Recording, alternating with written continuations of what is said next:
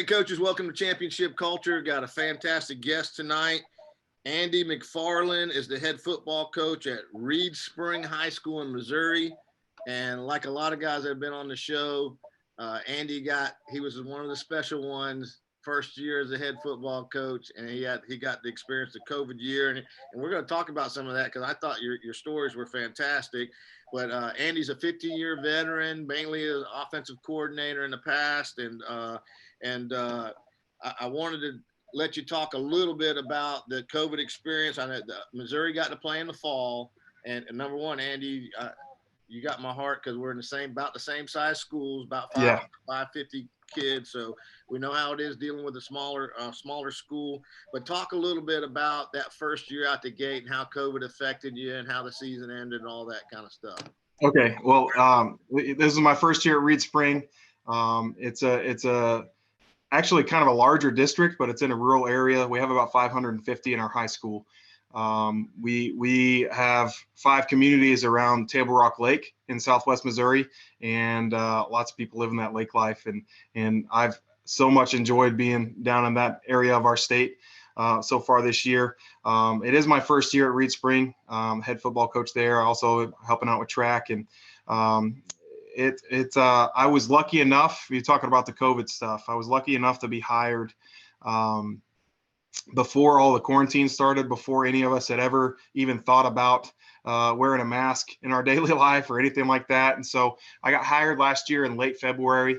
I got to take a day the Thursday before spring break. I took a whole day off from the job I was working at. I was the head football coach at a place about 30 minutes away, a little bit smaller school called Forsyth, Missouri.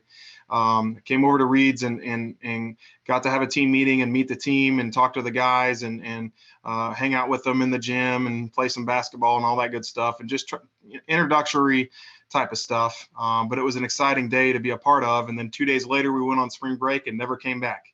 And so that was, I think we've all faced some unique challenges over the last year. I also, when I think about it, I think it offered some unique opportunities. I think even though we weren't there together, I may have got more face-to-face time over that quarantine time with some of my new players than I would have otherwise, because we started doing the Zoom meetings like you and I are doing right now. And it gave me an opportunity to introduce myself and get to know them a little bit. We talked about some X's and O's and terminology and all that good stuff, but mostly it was about getting to know each other. And I'm not sure that would have happened typically. Now, don't get me wrong, I can't wait for a year without any of that stuff and getting to do things normally. But as far as our season went, like I was telling you earlier, I was so stressed out, epically stressed out those 2 weeks before the season started. We're getting into August. The national conversation was very much, most people, I don't know if we should be doing this right now. I don't know if sports are important. I don't know if kids, if it's worth the risk. I definitely felt like it was. I think it's why we're having this podcast right now. It's more than about just playing a game. It's about the things that these kids can take away from being involved in a team sport. And I was so disappointed for last year's seniors that missed out on this baseball and track and all the spring sports. But we did get to play on our varsity schedule. We had 4 games that were affected by COVID. One of them, it was 4:45 on a Friday night, and we were going to host a Springfield Catholic, a private school from Springfield, which is a town just 45 minutes north of us, a bigger city. And I got a call from the AD. They're not coming. They had a positive test, and they don't feel good about getting on the bus and coming down the road. And we were 15 minutes from starting our warm up, and that was a big surprise and a unique opportunity to grow. My coaching staff, we all got in a car together and drove over and watched our next week's opponent play their game. And I think they were wondering what the heck was going on when they look over their shoulder and see us all with our Wolves gear standing behind them. But that was a tough deal. We had a game that was canceled. One of our conference schools canceled on a Tuesday, and on that Wednesday we scheduled Kearney, a team out of Kansas City, a bigger school, and they came down and played us, and that was a cool experience. And then when we got to our state playoffs, we advanced via forfeit. A team that we were supposed to play, Hollister, a team across the lake from us, wasn't able to play because of a quarantine, and then the next week we had to forfeit because we had a positive case and had to quarantine our kids. And that was not a fun conversation telling those guys, hey, we don't get to finish this on the field. Seniors, you've already played your last game. I mean, that was an emotional day for me and for the boys, and I don't wish that on anybody. But I told them that day, and I very much believe this, I'm just thankful we got to play it all. There's so many guys across the country that did not get to play in the fall. I was telling my wife in those last couple of weeks in August, man, how hard is this going to be for me to be a new coach and not play a game for a whole year if this doesn't happen? Like, I'm just glad we got some under our belt. It was a tough year in a lot of ways, but in other ways, I think I'm a better coach because of it, and I think we're a better program because of it. And it's not what any of us would have asked for, but like anything else, you can make the most out of a tough situation if you want to. So thankful that we got to play it all. That's awesome, and I know a lot of guys experience similar stuff. I wanted to give you two shout outs. You're number one, you're very close to Branson, Missouri, which most all of us have heard of. I've never been there yet, but I'm old enough that I definitely want to go and see some shows. And then I was checking out your website, and you said to go through Twitter, RS Wolves Football. But I went through and looked at your website, your team website, and you did a great job with your mission and your core principles. So I know you're a culture guy, and I'm really interested to get into this thing, man. So let's go ahead and start. I know you gave us a little bit of your background, but let's start out. Can you give us a 1-minute elevator introduction? Yeah, absolutely. Like you said, I'm Andy McFarland. The most important thing is I'm a very proud husband of a beautiful wife and a very proud dad of 2 beautiful kids. My wife's name's Kirsten. She is a high school librarian. She works up in Springfield, and we're hopeful to get her down closer to Lake soon. My daughter, her name's Kyra. She's 10. My son's name is Madden. He just turned 9. We're doing lots of youth sports and all that stuff. We had basketball last night. We're supposed to have flag football last night. It got canceled. It's been a rainy week down here. But very proud of my family. And I think all of us that are coaching know that thing ain't going to work if you didn't marry the right lady. And I definitely did. I think she might be more competitive than I am. And so she gets into it up there in the stands. But head football coach at Reed Spring High School right now. Last year I was a head coach at Forsyth High School, just 30 minutes away. The 13 years prior to that, I was in Springfield at 2 different high schools. I spent the 18-19 year as the offensive coordinator, assistant head coach at Parkview High School, which is it's got about 1,000 more students that Reed Spring does up at Parkview. And then I spent the rest of my time, so 12, 13, 14, I don't know. I have to sit down and count it out. At Hillcrest High School, it's actually my alma mater. My high school coach gave me my first coaching job, and I started kind of at the bottom of the deal and worked my way up. And I coached freshmen for 3 years, and then I became a varsity coach, was an offensive coordinator for 10 seasons there, and worked with a great staff of guys and had a lot of success and had a lot of opportunities because of some really good players we had on our team to kind of get to know some guys in the college coaching ranks and listen and learn from them. And it's kind of developed, my coaching style and the things that I do along the way to who I am now. So I'm thankful for all those opportunities I had in the past.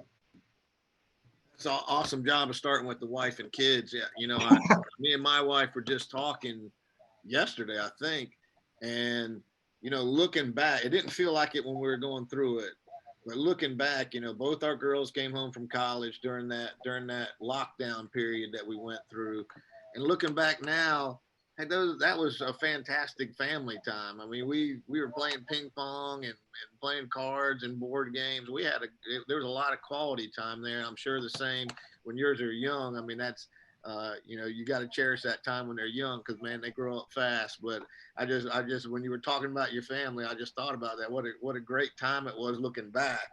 Not so much, when we're stressed out about our teams, but It was we definitely got to know our neighbors during that time. You know what I mean? We spent a lot of time out in the street, and we're lucky we had moved to a new house because of a new job, and we got to know the people around us. They got kids about our kids' age. We were out there playing foursquare and spike ball and basketball and riding bikes and doing everything all spring long last spring. So it's something that none of us will ever forget, but we would have rather not have done it, but it wasn't all bad. I think there were some good things that came along with it, for sure. I'm with you. And the learning time. I mean, I think I did 10,000 Zoom clinics, and I felt like I was a lot better coach by the time we played in the spring. So by the time we finally got to the field, I felt like I was a lot better coach from going through that. So there were some pluses, but I'm glad we're putting it in the rearview mirror. Question number 2. How do you define culture in your program? So something I've enjoyed is watching your podcast and reading and listening to podcasts like yours and hearing the different takes that different guys have on it. I think we're all saying the same thing kind of in different ways. And I think we all have to kind of view it through our own lens. But, I think when it comes down to it, it's the values, beliefs, attitudes, behaviors that are shared by your team. But I think the way that I look at it the most, it's the feeling that you get when you walk into a practice and you see the way that the kids interact with their coaches and interact with each other. I think it's even easier to see if you go into a workout when the whole team's in the weight room. I think there might be different levels even. At the bottom, you're trying to get people to work hard, and at the top, they're working hard. But they're not just sticking to themselves. They're interacting with their teammates. They're encouraging each other. They're cheering each other on whenever they have a success or they get that extra rep or whatever. And it's been called different things, the juice or the energy or whatever it is. It's easy to tell. Thinking about this, I was thinking about how I would define it. I saw a Bill Walsh quote. It said that winning is about having the whole team on the same page. And I think that us as coaches, as we've thought more about culture, we've gotten more intentional about defining what that same page is and thinking about what the starting point is for our team. And I think that's a great thing. I think that's something that we'll talk more about with the next question. Well, that was a great answer to that one, man. That was well worded. So let's go to it. Number 3. What are the 3 best things you do to build culture in your program? Starting with Bill Walton, you've got to be on the same page, and we've got to define what that page is. And I think step number 1 for me is right now, and I don't see how it won't ever not be this. You've got to define what your culture is supposed to be. And so I view us as a value-based program. We've got core values that are non-negotiable, and I picked 4.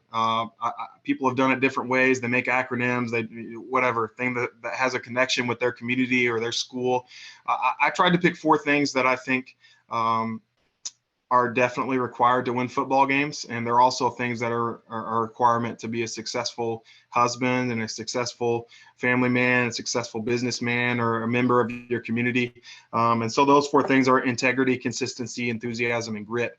And if you don't mind, I'll break them down a little bit. The way that we introduce those things. So integrity, C.S. Lewis says integrity is doing the right thing when nobody's watching. I think it's especially when nobody's watching.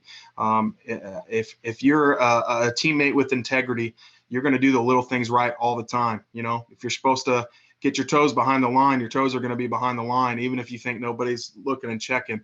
If you aren't doing the little things right when it comes to the big things, you're not going to be able to do them. You're going to fail when it's go time on a Friday night, when we got to have it, if you didn't do the little things right all the way in preparation. And so it's got to start with integrity. You just got to be somebody that does it right. And it doesn't matter if your teammates are there, if your coach is over your shoulder, you just do the right thing all the time. Consistency, being a head football coach, it beats it into my head. You're going to have to be able to consistently wake up and you got to be on every single day, and you can't take a day off, and you can't have a bad one, because it's going to rub off on everybody around you. And that's something that I personally have to work on sometimes, man. You get tired, you get worn out. But this job, like any other, you're going to have to consistently get up out of bed, be on time, and do the job to your best of your ability, no matter what you feel like that day. And I think my time as a participant in team sports in my childhood and my high school time, all that stuff, playing football, all that stuff, prepared me to be able to handle the pressure that comes along with what my job is now. And it's something that I hope to be able to pass along to the kids that I coach. You've got to be consistent in your effort and your preparation. Enthusiasm. Football season is a beast. It's a long season. And so I'm looking at the calendar. 4 weeks, we start summer football here, and we haven't even finished school yet. We go all the way to the last Friday in May with school. We're going to take a week off, then we'll start on June 8th with our summer lifting and conditioning, go to July 8th. After that, we'll get more into football. We have summer football here in Missouri, not spring football. If you can't be enthusiastic about getting up and being a part of that team, by the time you get to October, you're going to be absolutely miserable. I mean, you're never going to make it. And so you've got to be enthusiastic about doing what you're doing. I think when I was in college, and maybe I was a little bit later than some people in deciding what direction I wanted to go in my life, it really ended up coming down to, what am I passionate about, and what can I be excited about doing all the time? I love football. I love people. I love being around the kids and the energy that they interject into my life. And I hope that I can reciprocate that with them. But if I wasn't enthusiastic about being a head football coach, it would not be worth working over 100 hours a week and doing all the things that it's required to be successful with this. So that's another thing, that it's a core value, because I want those guys to take that with them when it comes time to choose what you want to do as an adult. Choose something that you can be enthusiastic about every day, because at some point, no matter how you feel about what you're doing, it's going to be a job. And it's going to be hard to do the little things. The final core value is grit. And the way that we define grit in our program is when things are at their hardest, you are at your best. I think it's something that we as a country could use a little bit more of right now. You know, don't give up, or don't find blame with someone else. Like if things aren't going your way, you got to find a way to push through it. And I know, at least in my career, right after things were the hardest, I had the most growth as a coach. You know, if I didn't get a job that I wanted, and it was a really, really difficult time for me personally, I tried to kind of look inward and address what maybe prevented me from getting that job or that opportunity that I wanted, and became better because of it. And so if you don't go through hard times, you can't enjoy those good times either. And so those are our core values. And I think along with those core values, a thing that's easy to miss. Let me tell you another thing about my district that I haven't mentioned yet. I have a unique opportunity there, in that the previous two head coaches are still in the building. And a lot of guys like, oh my gosh, like, I don't know if that's a great thing. It's been an absolutely wonderful thing. The previous head coach, his name's Lance Gosh. He's our athletic director now, and he stepped away from coaching and went into that administrative role. And I got to come in. Our assistant principal was the head football coach before him, and his name's Brian Moeller. Coach Moeller was actually one of my high school coaches for one season way back in a long time ago, longer than I wish it was ago. And I've had the opportunity to kind of lean on them at times. They did a great job of not offering unsolicited advice, and let me make mistakes and let me learn and all that stuff. But something I do get to do is step into their office and sit down and talk football whenever we can. And I asked them, how do you define culture? And something Coach Gosh said to me, and I started thinking about it when I was thinking about our core values. He said, you know what, when it comes down to it, you are who you are, not who you say you are. And so I could have these core values and I can put them on the website and I can put them on Twitter and I can hang them up in the locker room. But if I myself and my coaching staff aren't operating with those core values, it's absolutely meaningless. So along with being a value-based program, we try to model those values every single day. And none of us are perfect, and we all make mistakes and we all have shortcomings. But I think over time, kids can acknowledge and respect the fact that you're trying to do it that way, and trying to help them in that way along the way. So that's number one. I know that was a long answer for number one, but the first thing that we do is try to start with those core values. The second one, all of us as coaches, we see the way other people do things, and we kind of pick stuff up along our journey and try to make it our own and try to use it in a way that works for us. Something that I've seen done in the past. The year I went to Parkview, I was only there for one season, the 18-19 school year. It was a great year for us at that school, and I love the people there that I got to work with. The previous head coach, his name was Anthony Hayes. He was there. He had left before I was there, but they were still doing some of the stuff that Coach Hayes had started. Coach Hayes is now at Branson High School, which is it neighbors our district, and he's a great guy. They were doing a word of the week every week. They were doing a character training model that I tried to follow, and so thinking about an in-season schedule, you've got Monday is going to be a meeting day and get out on the field and install some stuff. Tuesday, Wednesday for us are full padded, heavy practices. Thursday's a walkthrough day and a shorter practice, and then game day on Friday. Every Monday, we start with a word of the week all season long. And week one, it's going to be integrity. And week two, it's going to be consistency. So enthusiasm and grit, 3 and 4. We start with our core values and move on from there. And the way that we do it and some of this stuff is the way that Coach Hayes did it. And I really liked it. And so I started doing it myself.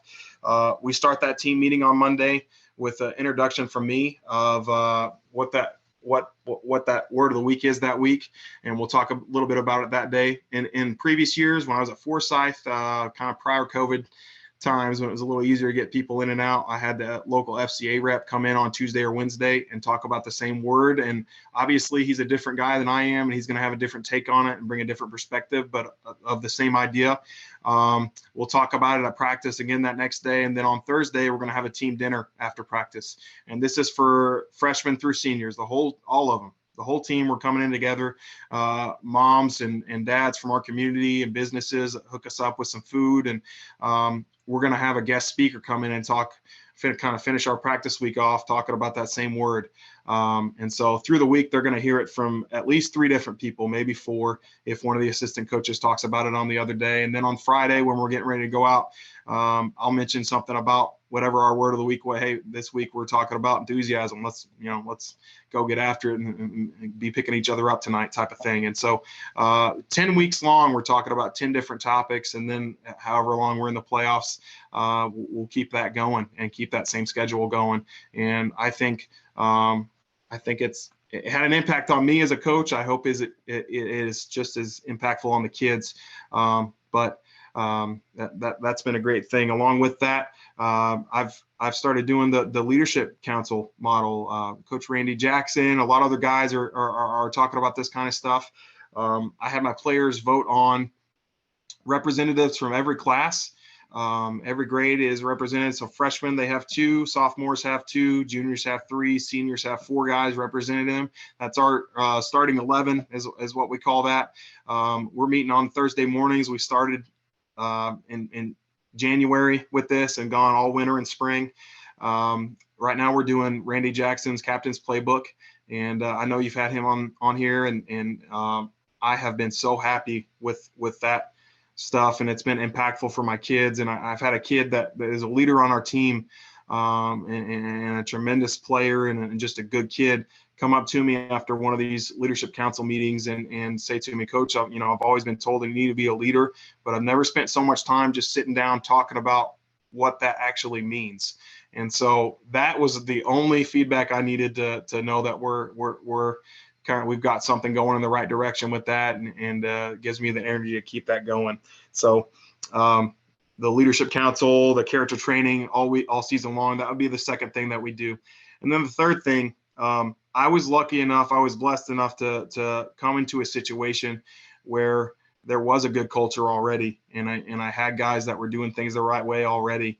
And they had a Iron Wolf program is what they called it, and it is rewarding and kind of giving attention to the players that work the hardest.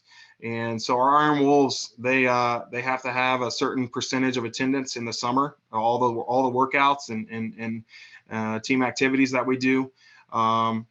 In the past, hopefully more in the future than we were able to do in 2020. There's a community service aspect of it, getting involved with youth sports with the kids in our elementary schools, or getting out and helping cleaning up at businesses or stuff like that. And then we have 4 conditioning tests throughout the summer that you have to pass. And so that will be by position. The DB's got to make it in this fast, and the D-line's got to make it in this fast. And the things that we do are not easy at all. And those kids know they're not going to be easy. And that's part of our summer schedule every year. It was that day I told you I got to come in and talk to the team and meet everybody before we all got sent home for the rest of the spring. One of the first questions I was asked by one of the players, "Hey, we still doing Iron Wolf?" And it meant something to the kids, and because of that, I wanted to keep doing that. And so if they have the practice percentage attendance that they need to have, if they've got that community service, if they pass those conditioning tests, in the past they wanted to have a visual way for teammates to be able to tell whether the guy next to you is an Iron Wolf or not. And that's something that I really like. I brought a prop right here. Got our helmet. So in the past, if they didn't have the wolf on their helmet, they were not an Iron Wolf. I wanted everybody to have that wolf on it, but I still wanted a visual. So everybody's got a wolf, everybody's got a stripe, everybody's got a number. But what we did this year, if you passed those tests and you did everything, we have that Iron Wolf shield that goes on the back of their helmet. That was something that the kids thought were cool. Of course, there's everything we do with football coaches. There's a T-shirt for everything. But the idea is to be able to look to the guy next to you and know, hey, he was there this summer and he put in the work this summer and he passed those tests that were not easy for him to pass or for me to pass, and we're in this together and we got each other's back type of thing. That was something that I've tried to put my own little spin on it, but for the most part, as a whole, that was already in place at the school that I'm at, and it's been a tremendous thing that the kids kind of take some ownership with. And so because of that, it's something that I definitely wanted to continue to do. There's other things the Iron Wolves get to, so they get to go eat first on those team dinners and some more stuff like that. But it's been overall a great thing. That's fantastic stuff. I got a bunch of questions for you. All right. I talked for a long time. I'm sorry. No, all that stuff is fantastic. All right. Values, consistency, and number one, I love your 4 core principles. Great. Awesome. All right. Consistent and enthusiasm. Do you find that you got to fill your own bucket to be able to be consistent? Because I think consistency is one of the most important parts of leadership, but I find myself, I have to have a plan to refill my own bucket because I got to be the lead dog. Do you have a plan? Do you have a program? How do you fill your own bucket so you can be consistent and be enthusiastic? I think that's a tough question. And I think that all of us could improve. It's something that I struggle with sometimes. I think that's got to come from what you do away from the job, what you do with your family and the time that you spend with them. And sometimes we don't get to spend as much as we want. I think it was great coming off that quarantine time where we got to spend an extreme amount of time together, maybe more than my wife wanted to spend around me. Maybe not, I don't know. But, I also am active in my church and a believer in that way. And I think that those are some of the ways in my personal life that I would fill that bucket. Another thing that I'm hopeful for going forward, doing this leadership council and trying to train some of these guys, I hope that they bring their bucket too and dump a little bit in my bucket every day. Be able to lean on one another. I'm lucky to have a great assistant coaching staff and be able to lean on those guys. But I agree with you. If the head guy is having a bad day, everybody's going to notice. And that, there's a lot of stress that comes with what we do, and sometimes that's hard for me to overcome. It's something I'm trying to grow into, to be able to manage that. But yeah, that's a tough one. Your grit. I love that one. We call it toughness. You're calling it grit. I love it. We use the after the struggle lies respect. Just that concept that I want them understanding, man, it's going to be a battle, but on the other side of that battle is respect. And that's almost always, and no matter what we're talking about, if you get through the battle, you got respect waiting for you on the other side. And I think that's one we put out in front of our kids. We spend time in the summer for sure talking about nothing that we're going to do is going to be easy, but it's going to be worth it. I promise you it'll be worth it. And so kind of along that same line of thinking, I like what you're saying as well. Word of the week. You talked about your dinner. Did you bring that, or was that already in place when you got there? That was something. The model that we're following is what I brought with me. That they've done things. They had assistant coaches in the past talk to the team on Thursdays, and that they would eat sometimes. I don't know if it looked exactly the same way. The model that we're trying to follow is maybe a little bit different than what they've done before, but I feel really strongly. It's certainly expensive feeding a team of high school football players, and it's been extra stress on me and some of our support staff and parents, making sure that we have the food taken care of. In COVID times, when there was stricter restrictions on how you could serve food and all that kind of stuff, it made it a bit more complicated. I'm hopeful this year we could just have the pot of spaghetti and make it a little bit easier, but everything had to be individually packaged and all that stuff. It made it harder, but I feel really, really, really strongly about getting the whole team together every Thursday and having a meal together. I think it's beneficial for all of us. All right. So when do you play your JV games? JV games in Missouri, we play on Monday nights. Monday night, okay. And so it works out really well for me at a smaller school. I try to attend all the JV games, even if it's on the road. And so we'll have our team meetings on Monday. We'll have a walkthrough kind of install practice, and it's shorter. And I'm able to hop in the car and make it to wherever our JV guys are at. Sometimes I get there at halftime, but I'm at least there. And then we play middle school games. And they play on our high school field in our district on Thursday nights. And so after team dinner, I'm able to hop out to the middle school game and hang out on the sideline, and so do a bunch of our players being involved with that as well, helping with the chain gang and that kind of stuff. We're able to be there, especially when they're at home, and that's another positive with doing it that way. Now, do you do a pregame meal on Friday before the game as well, or just yeah? So our team dinners will usually be a bit more elaborate. On a Friday, we might have a sandwich and a bag of chips. Team dinner, we try to have a sit-down meal together. But yeah, we'll still serve them, and sometimes that might be grab something and get on the bus type of thing. But we'll have something for them after school before the game. All right, and then your leadership council. You said you're meeting those kids in the morning. Is that what you said? Yeah, we come in. Our school starts about 7:45. We come in at 7 a.m. on Thursdays. And I have been pleasantly surprised with how well. There's been a couple days where they're all standing there, and it's 10 till, and they're all standing there waiting on me to open the door. That was something I was worried about at the beginning. We come in, I usually bring them some donuts or something, and that helps a little bit. And we get after it. We just come up, and I teach weights all day long, and we just come up in my weight room. I've got TVs in there, and it's a good setting to do that. And like I said, that has been probably as good for me as it's been for the kids to go through this stuff and talk about these things. It's been really great, and I really have enjoyed Coach Jackson's captain's playbook. It's been awesome. Okay, I wasn't familiar with that one. That's Randy Jackson's captain's playbook. Yeah. Okay, and you start this in January. Is that when you started?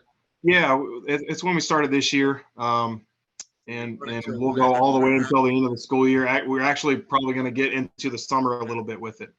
Okay. So I don't think we're going to get through the whole thing. Okay, so it's basically like a one chapter a week. You're going through it. Yeah, there's only 8 lessons in in the series, but I'm only getting through a third to a half of a lesson at a time, and so we'll come in and kind of recap what we talked about last week and then move forward. Okay. And then the last one was the Iron Wolf. You said the previous coach, they didn't even get a decal on the helmet unless they got it. Yeah. How did they like the change with you putting the shield on the back? I thought that looked really good. Did they like that, or did they like it the old way better? Which one? That's a good question. No one's told me they didn't like it. I hope they like it. I really wanted to do. I'm a big fan of uniformity, and I want us to all look the same. And I also feel like if a kid's there at practice, he deserves to have a decal on the side of his helmet. But I also like the visual aspect of being able to tell he's got it, he doesn't, he's got it, he's got it. I thought that was a great idea and something I was excited to continue to do. Yeah, no, I like your way better. I think they deserved a decal, but I like the shield on the back. I thought that really looked good, and it still gets the same idea across. So, man, that's fantastic stuff. You did a great job. You're doing a great job there, building the culture. Question number 4: what do you know now that you wish you know when you first got started? The quick answer is a lot of stuff. You know what I mean? There's a lot of things like you think about X's and O's, what I know now that I didn't know 10 years ago. And I had this player and that player and how many more yards we would have had if I would have known these things and all that stuff. But, I thought a lot about this one. I think the number one thing that I wish I would have known as a younger coach is the most important thing about being a coach is building relationships. And that's with kids, that's with coworkers, that's with administration, that's with parents.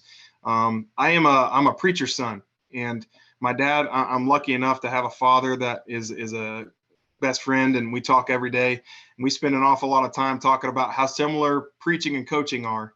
And the main way is, relationships and dealing with people and the similarities between the professions with that. And if you're not good at building relationships, you're not going to be successful with kids today. And it's something that I've worked on and tried to be better at, something I enjoy is hanging out with those guys. And so I did another thing. I told you I've got previous 2 head coaches. I sat down with them and I asked them the same question. And if it's all right, I was going to share some of what they had to say. So Coach Moeller, he said it's not about what you do, it's about how you do it. And he referenced X's and O's, but also in the weight room, he talked about his time as a weights instructor. He spent so much time stressing about what are we going to do, what do the reps look like, what do the percentages look like, when do we max. And he said when it all came down to it, if he couldn't get in there and get them excited about working out, none of it mattered. And so it's the same with football. It doesn't matter if you're running wing T or flex bone or spread. If you're not doing things the right way and the way that you instruct your kids, you're not going to be successful. Also, they said, if you don't like something, it's your job to change it. And so don't sit there and complain about things as an assistant coach. Do something about it and try to make it better. Along with the relationship aspect, we talked about how it's a whole lot easier to be the get your toes behind the line guy if you've already been the how was your weekend guy.